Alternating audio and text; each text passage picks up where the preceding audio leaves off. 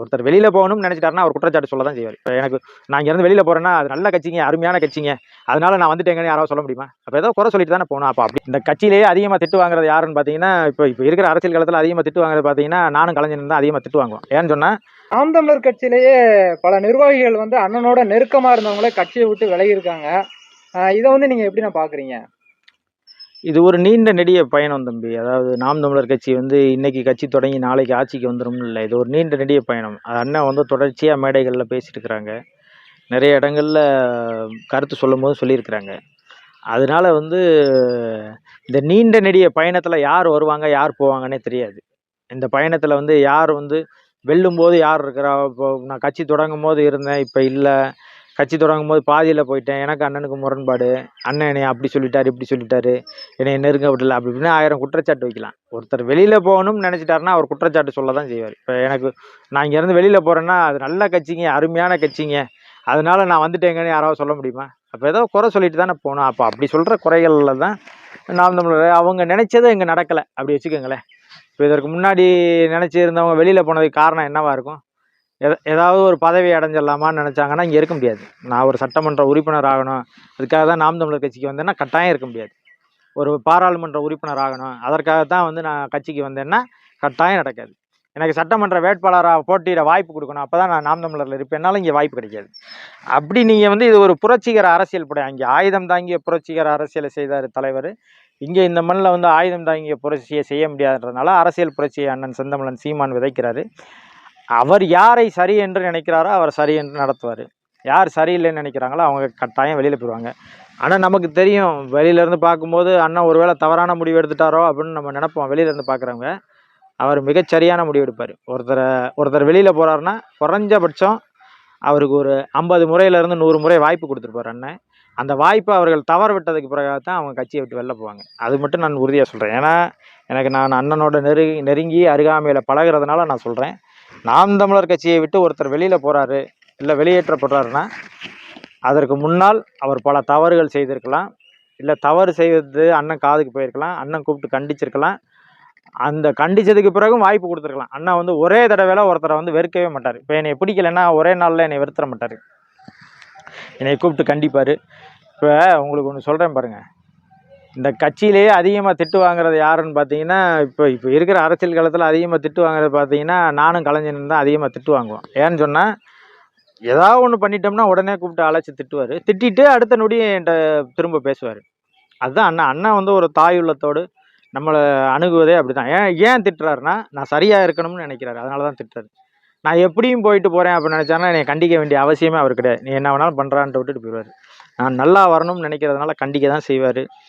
அப்படி அழைச்சி பேசி திட்டுறதையோ அண்ணன் எடுக்கிற முடிவையோ யாராவது விமர்சித்தாங்கன்னா அவர்களுக்கு அண்ணன் மேலே நம்பிக்கை இல்லை, இந்த அரசியல் மேலே நம்பிக்கை இல்லை, அவர்களுக்கு வேறு ஏதோ ஒரு நோக்கம் இருக்குன்னு தான் நான் பார்க்குறேன். அதனால் வந்து நாம் தமிழர் கட்சி ஒருத்தரை புறந்தள்ளுது, அண்ணன் செந்தமிழன் சீமான் புறந்தள்ளுறாருன்னா 200 விழுக்காடு அவர் இந்த கட்சியில் பயணிக்கிறதுக்கு வாய்ப்பை இழந்துட்டாருன்னு தான் அர்த்தம். அதுதான் அண்ணன் சீமான் அவர்கள்கிட்ட உங்களுக்கு ரொம்ப பிடிச்ச விஷயம்னா என்னென்னா? அவருடைய தன்னம்பிக்கை, அவருடைய உழைப்பு, அவருடைய நேர்மை, இது 3 எனக்கு ரொம்ப பிடிக்கும் அவர்கிட்ட. ஒரு காரியத்தை முடிவு பண்ணிட்டாருன்னா அதை முடிக்காமல் தூங்க மாட்டார். அது எவ்வளவு பெரிய கடினமான காரியமாக இருந்தாலும் அதற்காக கடுமையாக உழைச்சி அந்த இடத்த அடையணும்னு நிற்பார். அது எனக்கு ரொம்ப பிடிக்கும் அண்ணன்ட்ட. அது நான் ரசிப்பேன் அண்ணன்ட்ட. அது அண்ணன் வந்து இந்த விஷயத்தில் வந்து இதை வந்து தவிர்த்திருக்கலாம், அப்படி இல்லைன்னா அவர் வந்து இந்த விஷயம் வந்து பிடிக்காம இருக்கு, இந்த மாதிரிலாம் பண்ணியிருக்க வேண்டாம் அப்படின்னு சொல்லி ஏதாவது விஷயங்களை நீங்கள் நினச்சிருக்கீங்களாண்ணா? அதை நம்ம பொதுவெளியில் சொல்ல முடியாதுல்ல உங்களுக்கு. அது நம்ம அண்ணன்ட்ட சந்திக்கிறப்ப அண்ணன்ட்ட பிடிக்கலைன்னா அதை நம்ம சொல்லுவோம், ஆனால் அதை பிடிக்கலன்னு சொல்லுவோம். பொதுவெளியில் சொல்கிற விஷயம் இல்லைல்ல அது. இப்போ அண்ணனுக்கு இது பிடிக்கலன்னு நம்ம போய் பொதுவெளியில் சொல்ல முடியுமா? இது செய்கிறது தப்புன்னு நம்ம சொல்ல முடியுமா? அது கிடையாது. அப்படி இல்லை. பிடிக்காத விஷயம் இருந்துச்சுன்னா அதை நம்ம அண்ணன்ட்ட பகிர்ந்துக்கிடுவோம்.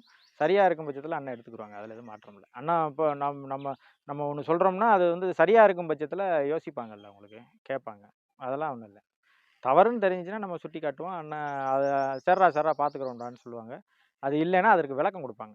நான் ஒரு புரிதலில் தெரிஞ்சிருந்தேன்னா அதுக்கு வந்து விளக்கம் சொல்லுவேன். தம்பி இது இப்படி இல்லை, இதை இப்படி பார்க்கணும் அப்படின்னு சொல்லி சொல்லுவாங்க.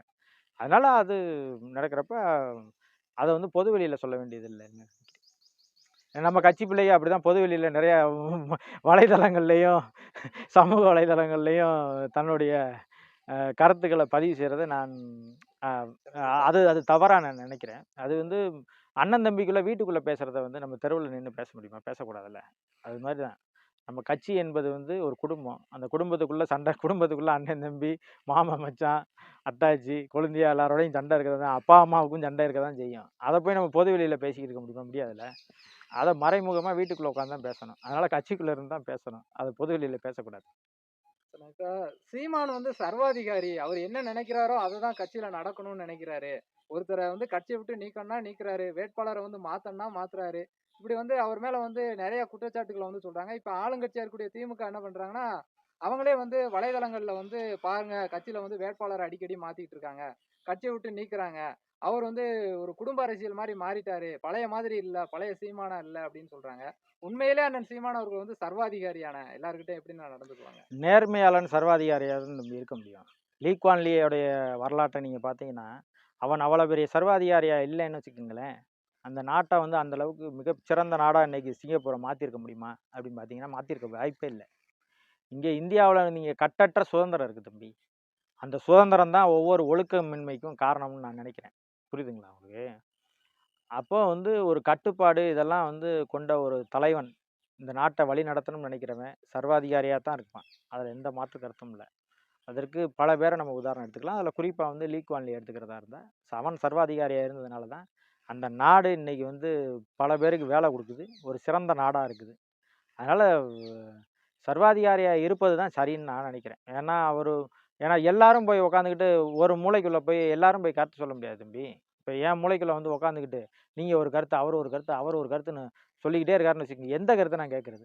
நான் ஒரு முடிவு எடுத்து, நான் அத வந்து சரியா சிந்திச்சு, ஒரு 10 நாள் கழிச்சோ, 15 நாள் கழிச்சோ ஆழமா கருத்து கேட்டு, நான் ஒரு முடிவு எடுப்பேன். நான் அப்படி ஒரு முடிவு எடுத்து செய்றது வந்து, அண்ணன் இன்னைக்கு எடுத்து நாளைக்கு வந்து முடிவு எடுக்க மாட்டாரு. அவரு வந்து ஒரு முடிவு எடுப்பதற்கு முன்னாடி 1,00,000 தடவ யோசிப்பாரு. ஒரு முடிவை எடுப்பதற்கு முன்பாக 1,00,000 தடவ யோசிச்சு தான் ஒரு முடிவு எடுப்பாரு.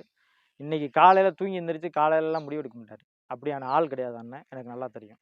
அதனால அவர் என்ன முடிவு எடுத்தாலும் நான் இப்ப சொல்றேன்ல, கண்ண மூடிட்டு நான் அண்ணன் சொல்றது சரின்னு சொல்லுவேன். என்ன காரணம்னா, அவர் ஒரு முடிவை தப்பாவே எடுக்க மாட்டாரு. எப்பவுமே சரியா எடுப்பாரு. அப்படி ஒரு வேள தவறான முடிவாக இருந்துச்சுன்னா, அத சரி செய்வாரு. அதுல எதுவும் மாற்றம் இல்ல. அதற்கான அதான் நான் தான் சொல்றேன்ல, எங்கள கோவத்தோட திட்டிட்டா கூட அந்த நொடிய மறந்துட்டு அடுத்த நொடி வந்து பேசுவாரு. என்ன காரணம்னா, என்னை சரி செய்யணும்னு நெனைக்கிறாரு. அதனால தான் திட்டுறாரு. நான் திட்டுறாருன்னு நெனைச்சேன்னா, நான் அவரோட இருக்க முடியாது. அவர் என்னை சரி செய்யணும்னு நெனைக்கிறாருன்னு நெனைச்சேன்னா, நான் இருப்பேன். அதுதான் இதுல இந்த 2க்கும் உண்டான வேறுபாடு இந்த கருத்து இருக்குல்ல, இத நம்ம எப்படி எடுத்துக்கிறோம்ன்றதுல தான் இருக்கு.